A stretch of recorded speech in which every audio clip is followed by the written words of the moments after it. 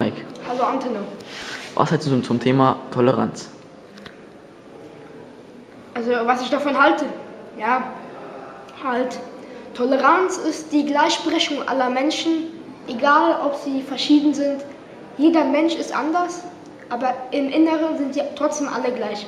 Von der Hautfarbe, von dem Denken, von dem Handeln sind alle Menschen dieselben. Da haben auch dieselben Gefühle, wie soll ich sagen, jeder Mensch kann lieben, jeder Mensch kann hassen.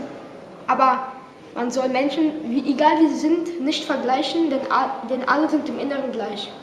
Das ist richtig, Mike. Okay. Und ich finde es auch, es ist halt Pflicht, Schwarze zu akzeptieren, egal ob sie, wie soll ich sagen, auch wenn sie schwarz sind, man soll sie akzeptieren. Wir sind genauso für sie anders. Wir sind weiß, sie sind schwarz, aber wir sind trotzdem gleich. Findest du schlimm, dass immer noch Menschen gemobbt werden, Also irgendwie das- aussehen? Das finde ich sehr schlimm. Es gibt hässliche Menschen, es gibt schöne Menschen, so wie ich. Aber halt, man darf nicht über Menschen urteilen, wenn man selber nicht gut ist. Man soll erst an seinen eigenen Regeln, man soll erst an sich arbeiten, dann kann man urteilen. Das ist richtig, Mike. Gemeinsam sind wir stark.